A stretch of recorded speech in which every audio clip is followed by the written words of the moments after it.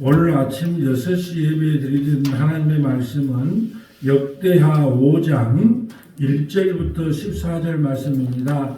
오늘 아침 6시 예배에 드려지는 하나님의 말씀은 역대하 5장 1절부터 14절 말씀입니다.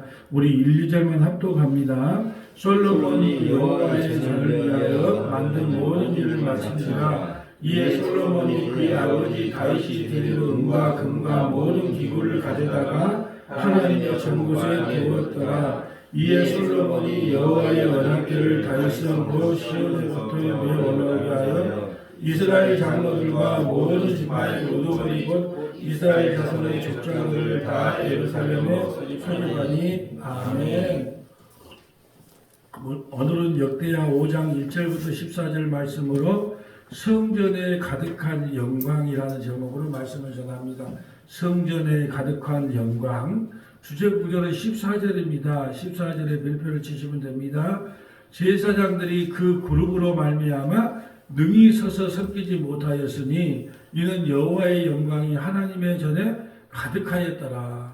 아마 이것을 우리가 오해를 해서 막 장풍을 날면서 막 성도들을 성령 성령 집회한다 그러면 장풍을 날려가고 쓰러지게 하는 게 아마 이걸 오해해서 그런가 봐요. 하나님의 영광이 가득하니까 감히 그냥 서 있기조차도 힘들지 못한다. 이 말은 무릎을 꿇고 하나님 앞에 경외를 표현한다는 뜻이지 장풍을 터져서 넘어뜨린다는 소리가 아닌데, 뭐 성령 집회한다 그러면 장풍을 써서 넘어뜨린 것이 감히 내가 설교를 하는데 감히 내가 장풍을 쓰는데 안 넘어가? 그래서 그 장풍을 쓰는 것 같아. 그 말은 뭐냐? 성전을 오늘 건축을 완전히 7년 6개월 동안의 성전 건축이 완성이 돼요.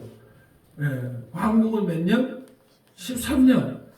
그래서 20년 6개월 동안 그냥 노역에 시달리는 거예요. 그래서 7년 6개월 동안에 성전이 준공이 돼요. 얼마나 어마어마했겠어요. 우리가 오늘날 우리나라 돈 들어가면 몇 조예요, 몇 조. 그 성전에 의리아리한 성전을 건축한 게 7년 6개월이 걸려서 오늘은 성전 준공식이라고 보면 돼요. 내일은 우리 다음 주 화요일 날 아침 예배 시간에는 이제 성전이 준공되어서 그 안에서 솔로몬이 기도를 하는 내용이라고 보시면 되고요. 성전 준공 때, 그럼 오늘 그래서 살펴봐야 될 내용이 뭐냐면, 우리가 이스라엘 백성들이 광야 40년 동안 성막을 하나님께서 만들어 하잖아요. 그 성막에 나타난 하나님의 영광과 오늘 성전을 준공했기 때문에 성전 준공을 통하여 하나님의 영광이 나타난 것을 살펴보려고 해요. 그 영광을 살펴보려고 하니까 성경 연결 구절이 너무 많아. 그래서 이걸 어떻게 하나. 그런데도 빼지 않고 해야 되겠다고 하는 것이 두 번 다시 이렇게 설교를 이렇게 하지는 않을 거다. 이제 이 성경 1189장이 다 마치게 되면 이제 한 장 설교와 한 장씩 창세기 1장 오늘 설교했으면 다음 주에는 2장 하면서 연결하기가 힘들어요. 왜요? 그때는 이제 나이들도 다 먹고 찾기도 힘들고 하니까 대신에 여러분이 왜 이걸 연결해 놓냐 하면 여러분이 혹시나 성경을 읽고 싶은 마음이 생겼어. 성경을 읽다가 보면 그 목사님이 이렇게 한번 연결해라 보면은 성경이 더 이해하기 쉽다더라. 그럼 연결해서 읽어보면 이게 이런 뜻이구나 라고 평생 혼자 성경을 읽을 수 있게끔 저는 만들어 놓는 작업만 하고 있는 겁니다. 자, 오늘 1절 볼까요? 솔로몬이 여호와의 전을 위하여 만든 모든 일을 마친지라. 성전이 준공된 거죠. 이에 솔로몬이 그의 아버지 다윗이 드린 은과 금과 모든 기구를 가져다가 하나님의 전 곳간에 두었더라. 솔로몬이 다 준비한 것을 이제는 각각 곳간에다가 다 둔 거지요. 그리고 나서 마지막에 언약궤를 메고 와요. 솔로몬은 눈치가 있어. 왜? 아버지는 군사 3만 명을 동원했다가 한번 혼난 일이 있거든. 그걸 아버지한테 이야기를 들었단 말이죠. 그가 애시당초 레이지파를 통하여 어깨에 메고 오게 하는 거예요. 2절 볼까요? 이에 솔로몬이 여호와의 언약궤를 다윗성 곧 시온성에서부터 메어 올라오게 오고자 하여 이스라엘 장로들과 모든 지파의 우두머리 곧 이스라엘 장로의 족장들을 다 예루살렘에 소집하니 메고 올라오게 합니다. 왜요? 아버지가 혼났거든요. 정예병병 3만 명을 데리고 마치 하나님을 이끌고 오는 것처럼 했다가 베레스와 우사 사건을 맞았잖아요. 솔로몬은 눈치가 있은 거예요. 그래서 이제 레이지파에게 메고 올라오게 하고 모든 지도자들을 다 예루살렘 성, 그래서 집합을 시키는 거예요. 7째 달 절기에 이스라엘 모든 사람이 다 왕에게 모이고 이스라엘 장로들이 이르러 레위 사람들이 궤를 매니라. 궤와 해막과 장막 안에 모든 거룩한 기구를 메고 올라가되 레위 제사장들은 그것을 메고 올라가며 솔로몬 왕과 그 앞에 모인 모든 이스라엘 회중이 궤 앞에서 양과 소를 서로 제사를 드렸으니 그 수가 많아 기록할 수 없고 셀 수도 없더라. 제사장들이 여호와의 언약궤를 그 처소에 메고 드렸으니 곧 본 지성소 그룹들의 날개 아래라. 지성소 안에다가 이제 언약궤를 모시는 거죠. 그들이 궤 처소 위에 날개를 펴서 궤와 그 채를 덮었는데 그 채가 길어서 궤에서 나오므로 그 끝이 본전 앞에서 보이나 밖에서는 보이지 아니하며 그 궤가 오늘날까지 그곳에 있으며 그 궤 안에는 두 돌판 외에 아무것도 없으니 이것은 이스라엘 자손이 애굽에서 나온 후 여호와께서 그들의 언약을 세우실 때에 모세가 헤럽산에서 그 안에 넣은 것이더라. 자, 그런데 이상하잖아요. 궤 안에는 두 돌판 외에는 아무것도 없다. 그 언약궤 안에는 세 가지가 있는데 왜 두 돌판 언약궤만 있다고 할까요? 우리가 히브리서 9장을 통해서 다 배웠잖아요. 히브리서 9장에 보면 이 언약궤 돌판이 있고 만나가 있고 아론의 쌍난 지팡이가 그 안에 있다라고 우리가 배웠는데 왜 오늘은 언약궤만 있다고 할까요? 여러분, 이 지금 언약궤 사실은 이걸 기록할 때는 언약궤도 없어요. 이 역대 상하를 기록할 때는 언약궤도 없어요. 무슨 말이냐면 바벨론 포로에서 끌려갖고 와서 지금 이걸 기록한 거거든요. 그러니까 언약궤는 지금 어디 건져간 데 없어요. 그런데도 언약궤가 마치 있는 것처럼 지금 표현을 해서 이걸 기록한 거예요. 잘 들어야 됩니다. 역대 상하는 성경을 제일 마지막에 기록했어요. 이스라엘 바벨론 포로로 끌려가서 이스라엘 백성들이 포로에서 돌아와서 기록했단 말이죠. 그러니까 지금 언약궤는 온데 간데도 없어. 그리고 성경 곳간에 지금 있는지도 잘 몰라. 물론 스룹바벨 성전이 세워질 때 화려하지는 않았지만 성경 기구들은 있겠지만 실제로 솔로몬 성전의 기구들은 전부 다 바벨론에서 가져가 버렸대요. 우리가 배운 성경 기둥, 야긴과 보아스 그 기둥이 너무 커서 그걸 조각을 내서 가져갔다니까요. 분리해서 해체 분리해서 가져갔다니까요. 근데 왜 마치 언약궤가 있는 것처럼 기록했을까요? 이 역대사가는 성전 중심으로 기록했어요. 죄를 보지 않아요. 그러면 언약궤 안에는 반드시 세 가지가 다 있다고 해야 되는데 세 가지는 다 죄를 상징해. 근데 하나님께서는 그 죄를 언약궤 중심으로 보기 때문에 우리 죄를 기억조차도 하지 않는다라는 것을 설명하기 위해서 아론의 쌍난 지팡이도 빼버리고 만나도 빼버리고 오직 십계명 돌판이 그 안에 있더라. 이제 이렇게만 기록한 거예요. 성전 중심으로 기록했기 때문에 그렇습니다. 이걸 잘 기억해야 돼요. 실제로 역대상하를 기록할 때는 지성전도 없었어요. 언약궤는 없었어요. 온데간데 없어지고 그 기구들도 솔로몬 때 기구들은 다 없어졌는데 마치 있는 것처럼 기록한 것은 역대상하는 성전을 중심으로 성전에 실체되신 예수께서 너희의 죄와 허물을 다 사하실 거다 그걸 기록한 그 성전 중심의 내용이기 때문에 그런 내용들을 다 싹 빼버린 겁니다. 그걸 참고를 해야지. 봐라 성경에 오류가 있지 않냐? 그러면 성경 전체를 뭐라 그랬잖아요. 어디만 뭐 통전적으로 구약은 항상 어디랑 연결해라? 신약과 연결해서 보면 한 가지만 들어있는 게 아니고 세 가지가 같이 들어있는데 왜 여기는 하나만 들어있다고 했느냐? 성전 중심으로 기록했기 때문이다 라는 걸 여러분이 아시면 되고 먼저 기록을 한번 해보죠. 14절 끝에도 기록할 게 많고 지금도 기록할 게 많은데 그 이유는 뭐냐? 여러분이 혹시 성경을 읽고 싶은데 연결해서 한번 읽어보면 훨씬 은혜롭고 그리고 두 번 다시 같은 설교를 하지 않기 때문에 그냥 힘들더라도 다 적어보는 거예요. 출애굽기 25장 21절부터 22절, 출애굽기 25장 21절부터 22절, 출애굽기 40장 34절부터 38절, 출애굽기 40장 34절부터 38절, 출애굽기 19장 16절부터 20절, 출애굽기 19장 16절부터 20절, 출애굽기 20장 18절부터 21절, 출애굽기 20장 18절부터 21절, 이사야 45장 15절, 이사야 45장 15절. 자, 한번 찾아볼게요. 자, 출애굽기 20장 20. 자, 성전이 준공될 때 하나님의 영광이 어떻게 나타나는지, 자, 이제 성막을 통해서 알아야죠. 성막을 통해서 먼저 한번 보려고 합니다. 25장. 자, 21절과 22절 읽어주세요. 속죄소를 꽤 위에 얹고 내가 내게 줄 증거판을 계 속에 넣어라. 거기서 내가 너와 만나고 속죄소 위 곧 증거계 위에 있는 두 그룹 사이에서 내가 이스라엘 자손을 위하여 내게 명령할 모든 일을 내게 이르리라. 아멘. 하나님은 지성소 안에 있는 그 언약궤 위에서 이스라엘 백성들을 만나 주시겠다고 약속했어요. 그러면 지금의 그 언약궤는 누구를 상징할까요? 예수님을 상징하죠. 지성소도 예수님을 상징하고 언약궤도 예수님을 상징하고. 왜요? 하나님은 누구를 통해서만 만나주세요 우리를? 예수님을 통하지 않고 하나님을 만나면 다 죽습니다.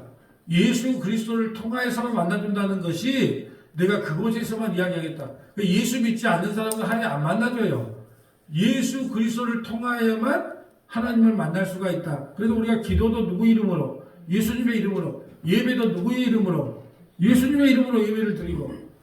이 말을 상징하는 거예요. 자, 또 출애굽기 40장에 이제 성막이 완성될 때 영광을 한번 볼까요? 오늘은 성전이 완성됐고 이제 출애굽기에서 성막이 완성됐어요. 자, 34절부터 한번 읽어주세요. 구름이 해막에 덮이고 여호와의 영광이 성막에 충만하매 모세가 해막에 들어갈 수 없었으니 이는 구름이 해막 위에 덮이고 여호와의 영광이 성막에 충만함이었으며 구름이 성막 위에서 떠오를 때는 이스라엘 자손이 그 모든 행진하는 길에 앞으로 나아갔고 구름이 떠오르지 않을 때는 떠오르는 날까지 나아가지 아니하였으며 낮에는 여호와의 구름이 성막 위에 있고 밤에는 불이 그 구름 가운데 있음을 이스라엘의 온 족속이 그 모든 행진하는 길에서 그들의 눈으로 보았더라. 아멘. 성막을 준공하고 나니까 하나님의 영광이 임해서 그 영광의 그 충만함 때문에 자 모세가 회막에 들어갈 수 없었대요. 오늘 식으로 하면요. 오늘 마지막 구절이 제사장이 그 구름으로 말미암아 능히 서서 섬기지 못하였다. 하나님의 영광이 얼마나 큰지. 여러분 저도 설교를 하다 보면요. 갑자기 성령의 역사하심이 보일 때가 있어요. 저는 뭐 원고를 없이 올라와서 설교를 하기 때문에 옛날에 원고를 다 적었어요.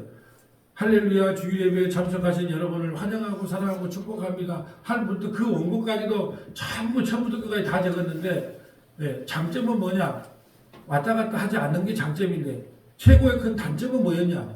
성령께서 그날 주시는 말씀을 좀 절제를 시켜버리더라고. 제한을 시켜버렸더라고.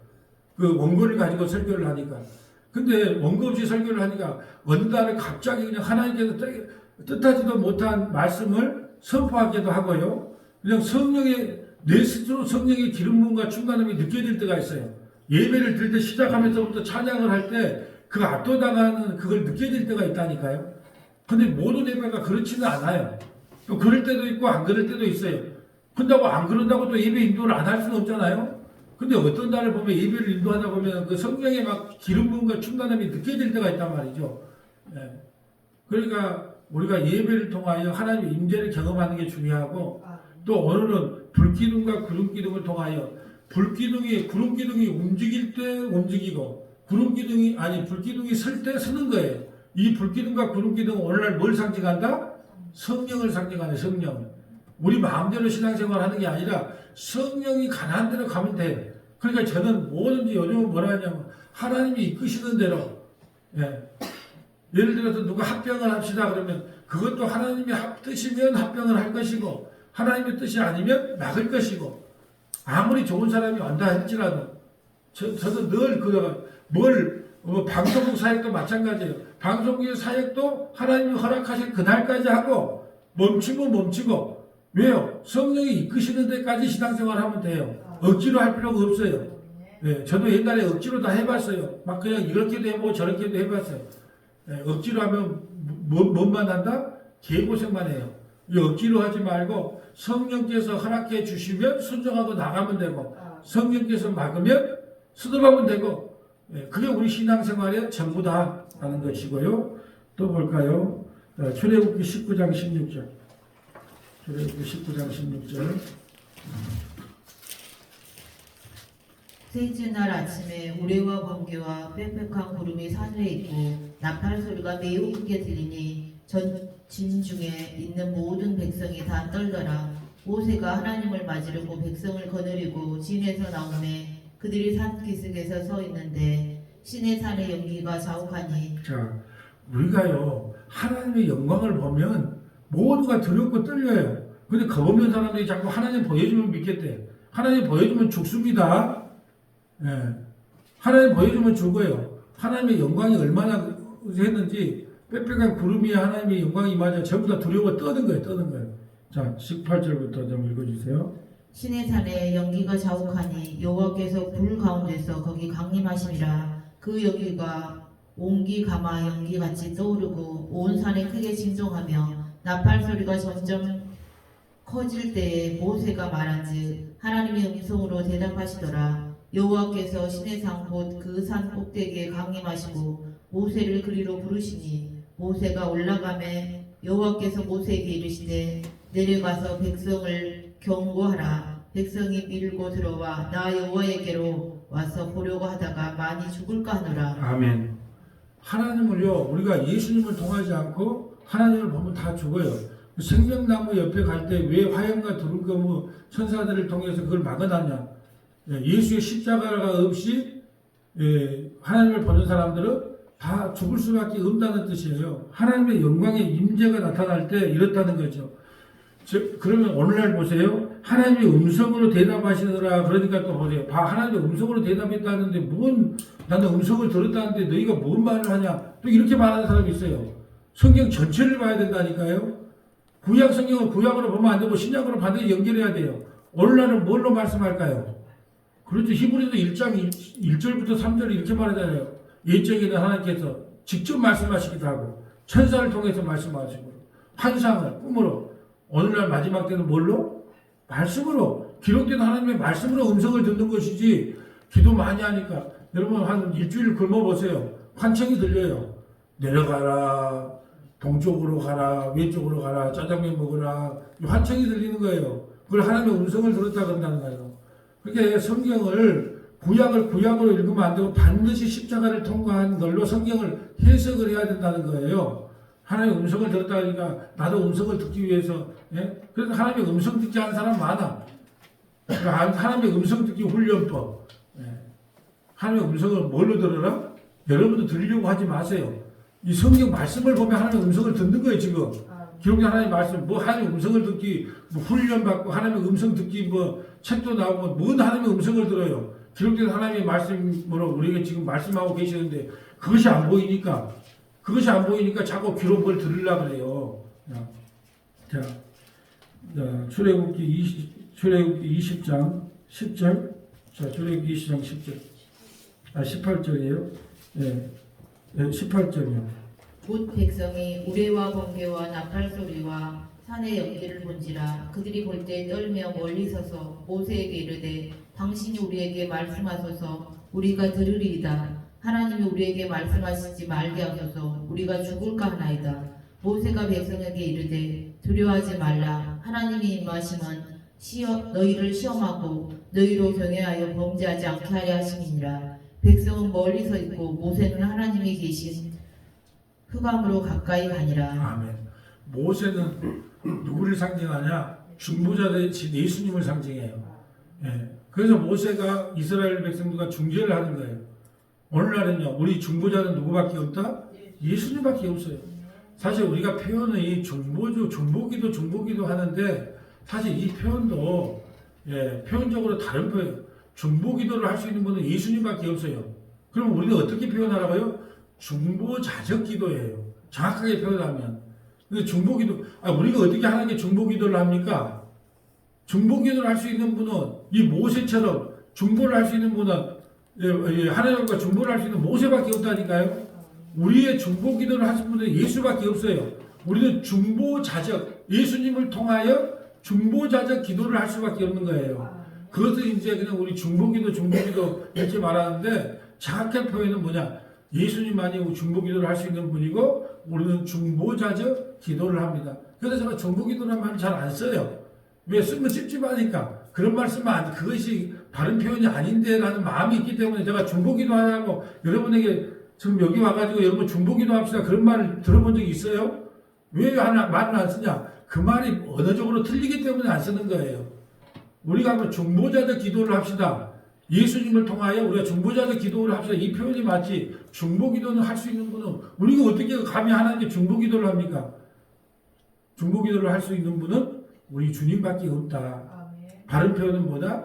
중보자적 기도. 예수 그리스도를 통하여 우리가 기도합시다. 예, 이 기도가 중보자적 기도라는 표현이 맞은 표현이다. 라는 표현이고요. 또 볼까요? 자, 이제 이사야 45장 15절 한번 볼까요? 이사야 45장 15절. 이사야 45장의 내용은 뭐냐면 혹시 고레스 왕이라고 여러분 들어보셨는가 모르겠는데 고레스 왕이라고 있어요. 고레스 왕. 45장 15절 보면 고레스 왕은 어떤 사람이냐면 바벨론을 무너뜨리고 이스라엘 백성들을 본국으로 보냈던 메데 바사 페르시아의 왕이에요. 고레스 왕. 근데 고레스 왕이 태어나기도 전에 하나님께서 고레스라는 이름을 줘요. 그 고레스라는 사람이 태어나서 이스라엘 백성들을 본국으로 돌려보낼 것이다 라고 선언을 해요. 놀랍지 않으세요?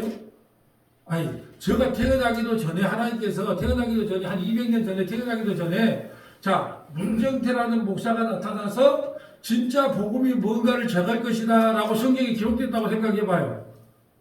얼마나 놀랐습니까? 이 고레스 왕이 그랬다는 거예요. 고레스 왕이 이 태어나기도 전에 이 메데 바사 페르시아 왕인 고레스라는 그 이름한 사람이 와서 본국으로 바벨론에 있는 이스라엘 백성들을 본국으로 보낼 뿐 아니라 성전을 지을 수 있는 도구도 다 그가 준비해서 줄 것이다 라는 거 예언을 해요. 다 볼 수가 없으니까 15절만 한번 읽어주세요. 구원자 이스라엘의 하나님이여 진실로 주는 스스로 숨어 계시는 하나님이시니다. 아멘. 주는 숨어 계신 하나님이시다. 그 말은 뭐냐면 하나님은 가둘 수가 없다는 뜻이에요. 아무리 성전을 지어도 그곳에 가둘 수가 없다. 이것이 하나님은 스스로 숨어 계시는 하나님이라는 뜻이에요. 하나님을 건물에 가둘 수 없다는 뜻이에요. 누가 하나님께 고레스 왕이 태어나서 이스라엘 백성들을 본국으로 돌려보낼 줄 누가 알았겠습니까? 아무도 몰라요. 하나님은 우주 만물을요 지금도 운행하고 있다니까. 지금도 운행하고 있어요. 자, 이 꽃이 다 똑같은 꽃처럼 보이죠. 이것은 생화, 이것은 조화예요. 자, 똑같이 살아있는 것처럼 보이는데 이 꽃은 죽어갑니다. 왜요? 이 세상에 살아있는 모든 것은 다 시들게 만들어서 하나님이 이건 생명력이 없기 때문에 이대로 있는 거예요. 이것도 하나님의 일하심이에요. 아, 그렇구나. 이게 다 시들어가는 것조차도 하나님이 우주 만물을 지금 다스리고 통치하고 있는 거구나 라고 생각하면 돼요. 벚꽃이 뭐 다 떨어졌더라고요. 예, 비가 한번 오니까 자꾸 그걸 보면서 여러분은 뭘 생각하라고요? 예, 꽃은 시들고 풀은 마르지만 하나님의 말씀이 복음만이 영원하니까 내가 뭘 붙잡고 살아가야지 맞지. 항상 그런 생각을 하라고 꽃이 피었다가 지고 그런 거예요. 자, 이제 오늘 본문으로 와볼까요? 자, 이제 하나님의 여호와의 영광. 자, 11절부터 14절까지 우리 한번 읽어주세요. 이때에는 제사장들이 그 반열대로 하지 아니하고 스스로 정결하게 하고 성소에 있다가 나오매 노래하는 레위 사람 아삭과 헤만과 여두둔과 그의 아들들과 형제들이 다 세마포를 입고 제단 동쪽에 서서 재금과 비파와 수금을 잡고 또 나팔 부는 제사장 120명이 함께 서 있다가 자, 모든 사람들이 각자의 은사 받은 대로 그래서 보면 레위 사람 중에 아삽의 지파, 헤만의 지파 이런 사람들은 악기를 잘 다루는 차장대원이었단 말이죠. 예, 그러니까 오늘날도 보면 딱 보면 알아요. 여러분 그러면 오늘날에 예배 드릴 때 꽹과리도 치고 장구도 치고 북을 쳐도 될까요 안 될까요? 아니 뭘 따집니까? 뭐 장구 치니까 그건 뭐 무당들이 하는 건데 뭐 지글 치는 건데 아니 그게 무슨 소용이 있어요? 하나님을 찬양하는데 예, 뭐 지글 치든지 북을 치든지 예? 하나님의 영광을 위해서 하는 거 모든 것은 다 가한 거예요. 가한 거. 예, 그런데 우리는 뭐냐 하면은 자꾸 그것을 제한하려고, 하나님의 영광을 돌리는 거 자꾸 제한하려고 해요. 제한을. 아니 제가 아침에 뭐 기도할 때 여러분이 방언으로 기도하든지 우리말로 기도하든지 크게 기도하든지 작게 기도하든지, 그건 하나님께서 은혜 주신 대로 하면 돼요. 근데 또 그것도 제한하려고 하네. 다른 사람 방언 기도 못한 사람이 생각해서 권사님 그런 기도 하지 마시고, 뭘 기도를 못해요. 근데 공식적인 예배 시간만 안 하면 돼요. 공식적인 기도하는데 장로님이 기도하러 올라간다고 방언으로 기도하면 어떻게 되겠어요? 그러면 안 되잖아요. 그러니까 공식적인 기도, 대표 기도 할 때만 하지 말고 우리나라 말로 다 알아먹는 말로 하고, 나머지 기도는 방언으로 하든 우리말로 하든 울면서 하든 속으로 하든 그냥 성령께서 여러분에게 감동 주는 대로 하면 되는 거예요. 제한을 시키려고 하면 안 돼.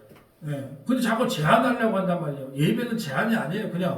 그냥 하나님 앞에 자기 마음을 토로하고, 어떤 사람은 소리 두 손 들고 찬양할 수도 있고, 어떤 사람은 그냥 고개 푹 숙이고 찬양할 수도 있고, 하나님께서 주신 감동대로 하시면 된다라는 거예요. 자, 13절요. 나팔 부는 자와 노래하는 자들이 일제히 소리를 내어 여호와를 찬송하며 감사하는데, 나팔 불고 재금치고 모든 악기를 울리며 소리를 높여 여호와를 찬송하여 이르되, 선하시도다 그의 자비하심이 영원히 있도다 하매, 그때 여호와의 전에 구름이 가득한지라. 제사장들이 그 구름으로 말미암아 능히 서서 섬기지 못하였으니, 이는 여호와의 영광이 하나님의 전에 가득함이었더라. 아멘. 하나님 앞에 서면요, 그냥 무릎이 끊어져요. 우리가 이거 탄핵받은 대통령 앞에서 가도 탄핵받았으니까 그냥 얼굴 빳빳하게 드는 사람이 있던가요? 안 그러잖아요. 당신 탄핵당했잖아. 얼굴 빳빳하게 들지. 탄핵받은 대통령이라 할지라도 어떻게 해요? 고개를 숙이고 인사를 하고 다 그러잖아요. 근데 우리가 만군의 여호와 하나님 앞에 섰다고 생각해 보세요. 그걸 쓸 수가 있어요. 하나님의 영광이 드러나면요, 거꾸러지고 스스로 거꾸러지는 거예요. 이걸 오늘날로 표현할까요? 내가 주님 앞에 서면 얼마나 큰 죄인인 걸 알고 그냥 내 심령이 통곡의 역사가 일어나는 게 거꾸러지는 거예요. 마치 성령 사역한다 그러면서 줄 서라 장풍 나간다 그래서 넘어지고 쓰러지는 게 아니라, 어떨 때 넘어지고 쓰러지느냐? 나 같은 죄인을 구원하기 위하여 주께서 살찌기고 피 흘렸단 말입니까? 침뱉음을 당했단 말입니까? 그 수치를 당했단 말입니까? 웬 은혜인가? 웬 사랑인가? 그게 꼬그라지는 거예요. 꼬그라지는 거예요. 그것이 하나님의 영광의 임재라고 이야기하는 겁니다. 그런데 하나님께서요, 너희들이 만약에 하나님의 영광의 임재가 떠나고 하나님의 율법을 지키지 않으면 내가 이 영광을 거둬가겠다 라고 말씀을 하시는 거예요. 그래서 여러분들 좀 찾아보려고 그래요. 다른 말로 오늘 식으로 하면, 내가 회개하고 예수 안 믿으면 교회에서 예배당에서 예배드린 거 안 받겠다. 어디서 그럼 예배드린대요? 저 들이나 가정에서 예배드리는 예배만 받고 예배당에서 드리는 예배는 안 받겠다. 여러분, 이게 놀라운 말씀이에요. 우리도 예배당에 예배드리러 오잖아요. 하나님이 근데 예수의 이름으로 예배를 드리지 않으면 너희가 얼마나 큰 죄인인가 모르고 맨날 모여갖고 개모임처럼, 어떤 사람이 이래서 복받았다 저래서 복받았다, 이래서 기도응답 받았다 저래서 기도응답 받았다, 정치 경제 문화 외교 코미디 맨날 그런 이야기만 하면 예수님이 어떻게 한다고요? 야, 나 잘못했다. 그러면서 예배당을 떠난다는 거예요. 그래도 어디서 두세 사람 모여있는 그 가정에서 예배를 받게 놀라운 말씀하시는 거예요. 그러니까 하나님께서 우리가 예배 드린다고 해도 받지 않는 예배가 있다는 뜻이에요. 자, 성경을 쭉 한번 찾아볼게요. 역대하 6장 1절부터 2절, 역대하 6장 1절부터 2절, 왕상, 열왕기상, 왕상 9장 5절부터 9절, 왕상 9장 5절부터 9절, 에레미야 3장 6절부터 18절, 에레미야 3장 6절부터 18절, 에레미야 31장 31절부터 34절, 에레미야 31장 31절부터 34절, 요한복음 1장 48절부터 요한복음 1장 14절부터 18절, 요한복음 1장 14절부터 18절, 고린도후서 3장 13절부터 18절, 고린도후서 3장 13절부터 18절, 베드로전서 4장 12절부터 14절, 베드로전서 4장 12절부터 14절, 계시록 5장 11절부터 14절, 계시록 5장 11절부터 14절. 제가 왜 이 아침 6시에 잠도 덜 깼는데 왜 이런 말씀을 연결해 드리냐. 이게 두 번 다시 온다 안 온다? 안 와. 그러니까 성경을 공부하는 사람들은 이걸 쑥 하면 하나님의 영광이 뭐며 하나님의 영광이 떠난다는 게 뭘까? 예, 관심 없는 사람들은 볼 필요도 없고, 예, 개중에 정말로 하나님의 은혜가 충만해서 전국 방방곡곡에 흩어진 사람이 있다니까요. 흩어져서 이 말씀을 성경을 펴놓고 우리 김지사님이 유튜브로 올려놓으면요 성경 펴놓고 이 말씀을 보는 분들이 전국 방방곡곡에 흩어져 있어요. 그래서 내가 넥타이 선물 받았다니까요. 와이사스하고. 예. 그래서 많이 알려져서 예, 좀 더 많은 선물을 받기를 소망하는 마음으로 그래서 해본 말입니다. 자, 역대하 6장 1, 2절. 역대하 자 6장 1, 2절 한번 읽어주세요. 바로 밑에. 자. 그때 솔로몬이 이르되 여호와께서 캄캄한 데 계시겠다 말씀하셨사오나 내가 주를 위하여 거하실 성전을 건축하였사오니 주께서 영원히 계실 처소로소이다 하고. 아멘. 자, 솔로몬이 이렇게 말합니다. 내가 주를 위하여 거하실 성전을 건축하였사오니 주께서 계실 처소로소이다. 성전 안에 주님 와 주시옵소서. 그 말은 뭐냐면 성전의 실체 되신 예수님 우리를 와서 우리를 구원해 주시옵소서. 그 기도예요. 그래서 예수님이 오셨죠. 50일 만에 우리에게 성령을 부어줬어. 그리고 우리가 이제 뭐가 돼요? 성전이 돼요. 성전을 건축한다는 말 자체가 맞지 않다는 거죠. 우리가 이제 고린도서 6장 19절에 우리가 이제 성전이에요. 하나님의 전인 거예요. 자, 왕상 9장 5절로 가볼까요? 왕상 열왕기상 9장 5절. 내가 내 아버지 다윗에게 말하기를 이스라엘의 왕위에 오를 사람이 내게서 끊어지지 아니하리라 한대로 내 이스라엘의 왕위를 영원히 경고하게 하려니와 만일 너희나 너희의 자손이 아주 돌아서서 나를 따르지 아니하며 내가 너희 앞에 둔 나의 계명과 법도를 지키지 아니하고 가서 다른 신을 섬겨 그것을 경배하면 내가 이스라엘을 내가 그들에게 준 땅에서 끊어버릴 것이요 내 이름을 위하여 내가 거룩하게 구별한 이 성전이라도 내 앞에서 던져버리리니 이스라엘은 모든 민족 가운데서 속닥거리와 이야기거리가 될 것이며. 자, 뭐죠? 성전이라 할지라도 하나님께서 던져버리겠대. 근데 이 말이 이루어졌어요? 안 이루어졌어요? 이루어졌잖아요. 바벨론 포로로 와서 바벨론의 포로로 끌려갈 때 성전에 있는 모든 기구를 다 가져가 버립니다. 하나님 말씀이 놀랍고 무서워요. 하나님 말씀을 듣지 않으면 이 성전이라 할지라도 몇 조 원 들은 이 성전이라 할지라도 나는 없애버리겠다. 자, 8절부터 9절까지 읽어주세요. 이 성전이 높을지라도 지나가는 자마다 놀라며 비웃어 이르되 여호와께서 무슨 까닭으로 이 땅과 이 성전에 이같이 행하였는가 하면 대답하기를 그들이 그들의 조상들을 애굽 땅에서 인도하여 내신 그들의 하나님 여호와를 버리고 다른 신을 따라가서 그를 경배하여 섬김으로 여호와께서 이 모든 재앙을 그들에게 내리심이라 하리라 하셨더라. 아멘. 하나님의 말씀이 1.1도 안 들어요. 그래도 결국은 어떻게 해요? 네, BC 586년에 바벨론이 쳐들어와서 성전이 황폐되게 만들어버리잖아요. 자, 에레미야 3장 6절. 에레미야도 같은 이야기를 합니다. 한 성령을 받았기 때문에 에레미야도 같은 이야기를 하죠. 자, 에레미야 3장으로 가볼까요?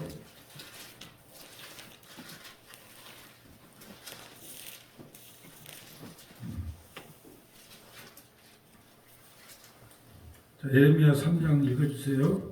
요시야 왕 때에 여호와께서 또 내게 이르시되 너는 배역한 이스라엘이 행한 바를 보았으나 그가 높은 산에 오르며 모든 푸른 나무 아래로 가서 거기서 행함했도다. 강산나무 앞에서 띠 하나 들려놓고 비나이다 이런 짓을 했단 말이에요. 그러니까 너희들은 그렇게 하면 망한다는 뜻이에요.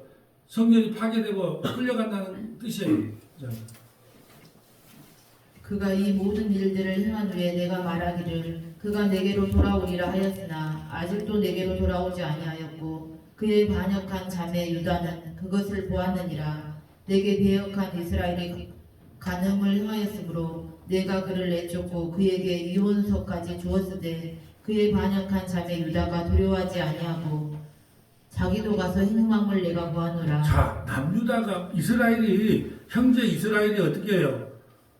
BC 722년에 아수르에서 멸망을 당해. 그러면 이제 우리 이렇게 살면 안 되겠다 하고 정신을 차려야 되는데 남유다도 136년간 연장을 시켜놨는데도 그들도 똑같이 음행하고 행했더라는 거예요. 이스라엘처럼. 그러니까 너희들도 BC 586년에 너희들은 바벨론에서 너희들도 멸망한다. 이 형제 자매가 똑같아. 두 자매가 똑같다는 뜻이에요.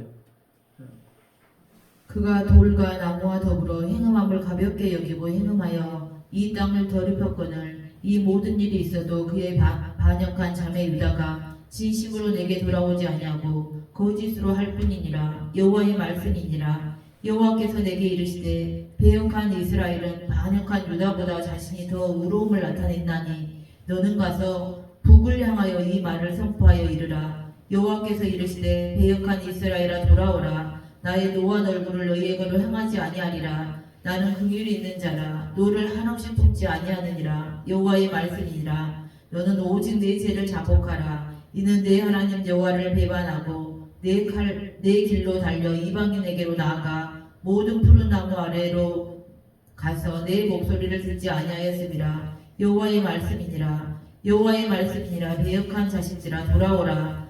나는 너희 남편임이라. 내가 너희를 성읍에서 하나와 족속 중에서 둘을 택하여 너희를 시온으로 데려오렸고 내가 또 내 마음에 합한 목자들을 너희에게 주리니 그들이 지식과 명철로 너희를 양육하리라. 여호와의 말씀이니라. 너희가 이 땅에서 번성하여 많아질 때에는 사람들이 여호와의 언약궤를 다시는 말하지 아니할 것이요 생각하지 아니할 것이요 기억하지 아니할 것이요 찾지 아니할 것이요 다시는 만들지 아니할 것이며. 자, 아멘. 녹화님 아주 중요한 말이 나와요. 구약의 전체 주제가 뭐냐? 여호와께 돌아오라는 거예요. 여호와께 돌아와.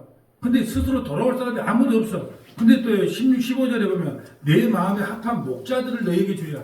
그 목자들이 들어와서 뭘 외칠까요? 돌아와라. 돌아와라. 오늘날로 볼까요? 예수 그리스도 외에는 구원의 다른 길이 없으니까 너희의 뜻과 너희의 생각을 다 내려놔라. 다른 말로 할까요? 돈 의지하지 마라. 예수 믿는다고 돈 많이, 예수 믿는다고 여러분이 유익이 되는 게, 이 땅에 사는데 유익이 되는 게 아무것도 없다. 오히려 고난이 찾아온다. 그럼에도 불구하고 그 십자가의 고난에 동참하는 것이 하나님의 영광입니다. 라고 주구장창 목자들이 외쳤다는 거예요. 그러면서 뭐라고 하냐? 다시는 이제 언약궤를 말하지도 않고 생각하지도 않고 기억조차도 이제 언약궤를 생각할 필요가 없어. 왜 생각할 필요가 없어요? 예수 그리스도께서 이 땅에 오셔서 언약의 실체를 이루었어. 근데 아직도 유월절을 지킨다, 무슨 절기를 지킨다, 뭘 한다, 그럴 필요가 없다. 언약궤를 기억조차도 하지 않아. 왜? 언약의 실체가 우리에게 오셨기 때문에. 이제 양 잡고 서답을 필요가 없어. 예수 믿으면 된다. 이것을 주구장창 가르칠 목자들을 보내주겠다는 거예요. 지금 여러분이 그렇게 배우고 있지 않습니까? 예? 지금 근데 잘못된 가르침이 있는데 그것도 조금 이따가 보기도 하고. 근데 하나님께서 이런 백성을 어떻게 구원하냐? 에레미야 31장 31절. 우리 다 아는 내용이죠. 우리는 하나님께 구원받을 수 있는 존재들이 아니야. 근데 어떻게 우리가 구원을 받았습니까? 에레미야 31장 31절. 여호와의 말씀이니라. 보라, 날이 이르니 내가 이스라엘 집과 유다 집에 새 언약을 맺으리라. 이 언약은 내가 그들의 조상들의 손을 잡고 애굽 땅에서 인도하여 내던 날에 맺은 것과 같지 아니할 것은 내가 그들의 남편이 되었어도 그들이 내 언약을 깨뜨렸음이라. 여호와의 말씀이니라. 그러나 그날 후에 내가 이스라엘 집과 맺을 언약은 이러하니 곧 내가 나의 법을 그들의 속에 두며 그들의 마음에 기록하여 나는 그들의 하나님이 되고 그들은 내 백성이 될 것이라. 여호와의 말씀이니라. 그들이 다시는 각기 이웃과 형제를 가르쳐 이르기를 너는 여호와를 알라 하지 아니하리니 이는 작은 자로부터 큰 자까지 다 나를 알기 때문이라. 내가 그들의 악행을 사하고 다시는 그 죄를 기억하지 아니하리라. 여호와의 말씀이니라. 아멘. 죄를 기억조차도 하지 않는데요. 성령을 받았다는 것은 죄 용서함을 다 받았다는 뜻이거든요. 다시는 죄를 기억하지 않는다. 우리는요 스스로 주님께 돌아올 수가 없어요. 그래서 하나님께서 새 언약을 통하여 예수 그리스도 그 피 뿌림을 통하여 우리에게 영원한 구원을 허락하시겠다 하나님의 약속이에요, 약속. 그래서 새 언약이 너무 중요한 거죠. 그럼 신약으로 와서 하나님은 무엇으로만 영광을 받는가? 이제 신약으로 해석을 해봅니다.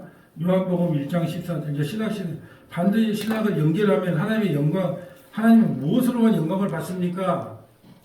자, 말씀이 육신이 되어 우리 가운데 거하심에 우리가 그의 영광을 보니 아버지의 독생자의 영광이요 은혜와 진리가 충만하더라. 아멘. 우리는 지금 이 시대에는 하나님이 뭘로만 영광을 받는다 그래요? 말씀이 육신이 되어 오신 예수 그리스도가 영광의 실체다. 예수 믿는 게 영광이에요. 이제 여러분이 지성소 뭐 이런 거 다 잊어버리세요. 예, 들을 때만 기억하고. 왜요? 예수 믿는 것이 하나님의 영광이 되는 거니까. 이제 이걸 설명하기 위해서 구약이 필요했던 거예요. 15절. 요한이 그에 대하여 증언하여 외쳐 이르되 내가 전에 말하기를 내 뒤에 오시는 이가 나보다 앞선 것은 나보다 먼저 계심이라 한 것이 이 사람을 가리킴이라 하니라. 우리가 다 그의 충만한 데서 받으니 은혜 위에 은혜리라. 율법은 모세로 말미암아 주어진 것이요 은혜와 진리는 예수 그리스도로 말미암아 온 것이라. 본래 하나님을 본 사람이 없으되 아버지 품속에 있는 독생하신 하나님이 나타나셨느니라. 아멘. 이 시대는 이제 뭘로 하나님께 영광을 돌려요? 예수 그리스도를 믿는 것이 영광의 충만이고 은혜의 충만이고 진리의 충만이 되는 겁니다. 자, 근데 고린도후서 3장 그렇게 가르치지 않는 사람들이 있다는 거예요. 우리 마침 어제 우리가 이 말씀을 들었어요. 예, 고린도후서 3장 어제 배운 건데 설마 잊어버렸지는 않았겠죠. 어제. 자, 고린도후서 3장 13절.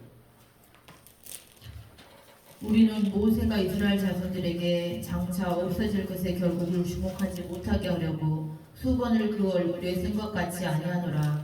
그러나 그들의 마음이 완고하여 오늘까지도 구약을 읽을 때에 그 수건이 벗겨지지 아니하고 있으니 그 수건은 그리스도 안에서 없어질 것이라. 자, 아직도 구약 성경을 구약으로 해결하는 사람이 있어요. 뭐가 안 벗겨졌어? 모세의 수건이. 저는 너무 안타까운 걸 많이 봐요. 아니, 반드시 모든 성경은 요한복음 5장 39절 이 성경은 다 나에 대한 기록이라고 그랬어요. 또 누가복음 24장 24절에요. 뭐 모세와 시편과 뭐 요 모든 율법서 열왕기 상하 그 모든 성경은 다 누구에 대한 이야기다? 예수님에 대한 이야기야. 그럼 반드시 예수님이 나와야 돼. 근데 수건이 안 바뀌어졌으니까 맨날 문자로 보는 거예요. 여러분 거짓말하지 맙시다. 죄짓지 맙시다. 싸우지 맙시다. 부부간에 사이좋게 지냅시다. 돈 빌려주지 맙시다.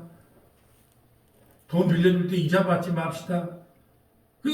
이걸 모세의 수건이 안 받게 되기 때문에 이걸 예수 그리스도로 해석하지 못하고 문자로밖에 해석이 안 돼. 법으로밖에 해석이 안 돼. 왜 그런다고요? 모세의 수건이 안 받겠어. 그래서 제가 이 방송에 나온 설교를 잘 안 듣는 이유가 있어요. 이 방송국에서 틀어지는 설교 있잖아요. 안 듣는, 왜요? 모세의 수건이 아직도 안 바뀌어져서 아직도 율법을 이야기하고 아직도 문자로 설교를 하기 때문에 답답함이 천국이기 때문에 그냥 안 보는 거예요. 그럼 왜 그런다? 모세의 수건이 아직도 벗겨지지 않는다. 자, 15절 볼까요? 오늘까지 모세 글을 읽을 때에 수건이 그 마음을 덮었도다. 그러나 언제든지 주께로 돌아가면 그 수건이 벗겨지리라. 주는 영이시니 주의 영이 계신 곳에는 자유가 있느니라. 자, 여러분 진짜 예수 믿으면요. 예수 그리스도 안에서 자유함을 느껴요. 자유해야 돼요. 자유한다고 막 사는 게 아니에요. 예수 그리스도 안에서 스스로 종이 된 자유예요. 이게 얼마나 큰 은혜가. 나는요 막 살 수 있어요. 내 마음대로 살 수 있어요. 그런다 지옥 안 갑니다. 그러나 나는 스스로 구원받은 은혜가 너무 감격해서 스스로 그리스도의 종이 되어 살겠습니다. 라는 것이 오늘날의 신앙 고백이어야 돼요. 목사가 시켜서 성경 10장 읽었어요? 기도 몇 번 했어요? 주일 성수 했어요? 아침 나왔어요? 안 나왔어요? 그게 아니라 하나님이 베풀어 주는 은혜가 너무너무 커서 나는 예배드리지 않고는 견딜 수가 없습니다 하고 스스로 종이 되어서 하나님을 섬기는 자유가 우리에게 있어야 된다는 거예요.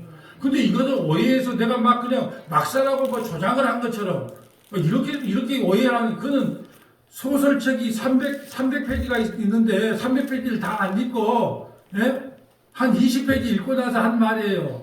그 소설이 어떤 책인지 알려면 300페이지를 다 읽어보고 300페이지도 부족해. 그러면 몇 페이지 그 작가가 작가의 마음을 이해하려면, 한강이라는 작가의 마음을 이해하려면은, 예, 채식주의자 그거 한 가지만 읽어서는 안 되고, 뭐 소년이 온다부터 시작해서 그 작가가 기록한 책을 여러 가지 다 읽어보고 나서, 아, 이 사람이 추구했던 작가성은 뭐냐, 비폭력성을 이야기하는구나, 인간의 폭력성을 폭로하는구나라고 알아야지. 예? 그거 한 구절 읽어놓고 어디 막사라고 조장하는 거다. 예. 그래서 저는 뭐냐면 댓글을 쓴 사람들 봐도 끝에 가면 그 이야기 나오거든요. 나는 인간을 잘 알아요. 반드시 이런 반문이 나올 것이다 생각하고 끝에 가서 그러면 우리가 창세전에 구원받았으니까 막사라는 뜻입니까? 절대로 막사지 못합니다. 막사라도 되겠네 이런 사람은 구원받지 못한 사람을 생각하면 됩니다. 더 강력하게 적어놨는데 그 앞에 대목만 듣고 벌써 댓글이 올라와. 뭐라고? 뭐 막사라도 된다는 이야기입니까? 거룩하게 기도하고 뭐 해야 되지 않습니까? 막 이렇게 올라와. 그러면 내가 피디한테 뭐라 하냐? 이거 뒷구절 보면 다 나와. 끝에까지 다 읽어보면 나와. 그때 왜? 저는 인간이 뭔 말로 또 반문을 할지를 안다니까요. 그러니까 뒷말 다 적어놨어. 뒤에 보면 다 나와요. 오히려 더 율법주의자들보다 더 지독하게 스스로 거룩함을 지켜요. 차라리 여러분 법을 주면 쉬워요. 아내가 남편에게 자 양말 똑바로 빨래통에 넣어. 그리고 어머 청소기 한번 밀어. 그러면 1분만 2분만 하면 돼. 근데 네가 자유롭게 날 도와주고 싶은 마음대로 해. 이게 더 어려운 거예요. 안 그래요? 이것도 해줘야 되나? 저것도 해야 되나? 뭘 해야 되나? 그래서 한국교회는 뭐냐면 자꾸 목사님 적용시켜주래. 목사님 두루뭉실하지 뭐 적용. 어떻게 적용시켜줄까요? 자 그럼 적용합니다. 돈의 욕심을 버리세요. 내가 백날 적용하면 돈 욕심 버려집니까? 성경 일주일에 최소한 20페이지 이상은 읽으세요. 그럼 그게 잘 읽어집니까? 이제 법으로 주는 걸 좋아해. 아니요. 우리가 어떤 마음으로 신앙생활을 해야 되냐? 나는 내 마음대로 살 수 있는 자유를 얻었습니다. 내가 마음대로 산다고 지옥 가지 않습니다. 그렇지만 내 스스로 그 은혜가 너무 감사해서 종이 되어 주님이 기뻐하는 일을 하며 살아가겠습니다. 이게 진정한 자유인 거예요. 자, 베드로전서로 갈게요. 베드로전서 4장 12절. 베드로전서 4장 12절.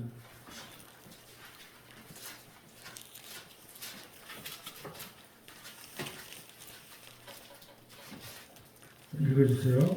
사랑하는 자들아 너희를 연단하려고 오는 불시험을 이상한 일 당하는 것 같이 이상히 여기지 말고 오히려 너희가 그리스도의 고난에 참여하는 것으로 즐거워하라. 이는 그의 영광을 나타나실 때 너희로 즐거워하고 기뻐하게 하려 함이라. 자, 하나님께 영광을 돌리는 길이 있어요. 어디에 동참해라? 고난에 동참해라. 근데 고난은 다 누구에게 주고? 저 사람한테 주고 나는 뭔만 받겠다? 영광만 받겠다. 여러분 광야 없는 가나안 땅은 없고요. 십자가 없는 영광은 없습니다. 이걸 알아야 돼요. 예수 믿는다는 게 그렇게 넉넉하지 않아요. 때로는 자기 자존심도 내려놔야 돼요. 자기가 뜻하는 것도 내려놔야 돼요. 제가 이 모델을 한번 갔는데요. 한번 모델 한다고 여기저기서 전화가 몇 번 온 줄 알아요? 내가 누구한테 자랑을 좀 했네. 모델 한 번 갔는데 여기저기서 전화 오고 그 모델 패션쇼 이번에는 한복 패션쇼 하니까 이것도 제공하고 저것도 제공해 줄 테니까 근데 그거 끊어내야 돼요. 왜요? 목회하는데 지장이 있으니까 저는 이제 그렇게 지장이 있으려나 했던데 막상 해보니까 지장이 있기 때문에 그것도 끊어내는 거 아니겠어요? 내가 해보고 싶은 것도 때로는 내려놔야 되고 내가 하고 싶은 것도 내려놔야 되고 그게 그리스도의 고난에 동참하는 거예요. 뭐 주님이라고 여자의 자궁 속에서 가서 태어나고 싶었겠어요? 주님이라도 영광 받고 싶지 않았겠어요? 주님이라고 그렇게 십자가에서 알몸으로 33살의 노총각으로 죽기를 원했겠어요? 근데 우리를 구원하기 위하여 그 길을 가셨던 것처럼 우리도 그러잖아요. 고난에 동참하는 것이 영광이다. 자, 14절. 너희가 그리스도의 이름으로 치욕을 당하면 복 있는 자로다. 영광의 영 곧 하나님의 영이 너희 위에 계심이라. 예수 믿다가 치욕을 당하면 할렐루야 아멘 하세요. 오늘도 교회 간가? 그럼 뭐라고요? 할렐루야 아멘. 오늘도 치욕을 주신 하나님을 찬양합니다. 오늘도 밥에 갖고 간가? 그럼 뭐라고요? 오늘도 나에게 치욕을 주신 하나님 감사합니다. 예. 여러분 저도 그런 것 때문에 견뎌요. 내가 예수 믿는 거 아니었다면 왜 내가 이렇게 이런 고난과 환난을 당하고 있는가? 예수 안 믿었으면 엎어도 몇 번 엎었고 뒤집어도 몇 번 뒤집고 예, 끝장을 봐도 몇 번 끝장을 봐야 됐었는데 정말 예수 믿는 것 때문에 참고 인내하고 감당하는 부분이 너무 많아요. 근데 성경은 그렇게 말합니다. 그럴 때 너가 복이 있다. 더 참아라. 이제 욱하다가도요. 예, 욱하다가도 어디로 가냐? 산으로 가든지 바다로 가요. 예, 또 참습니다. 하나님이 참을 때까지 참아보라고 이렇게 참을 때까지 한번 참아보자. 또 참아요. 근데 그게 복이래요, 복.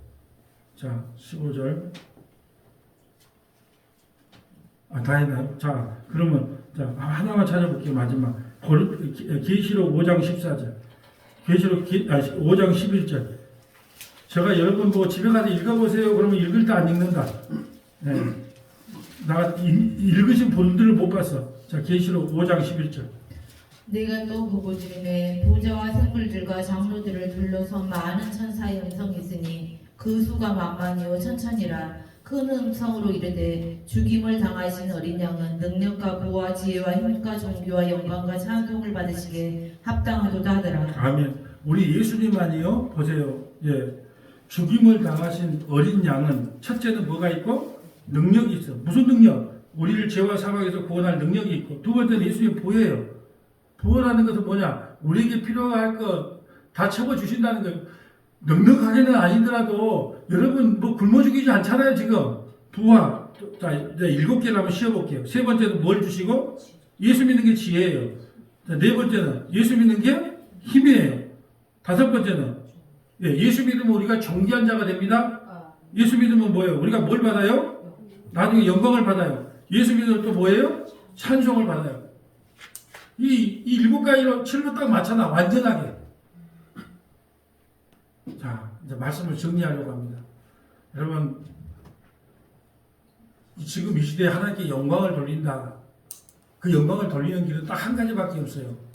요한복음 6장 29절. 뭐라고 해요? 하나님의 일이 무엇입니까? 라고 물을 때 이걸 다른 말로 해요. 하나님께 영광을 돌리는 일이 무엇입니까? 예수 믿는 거다.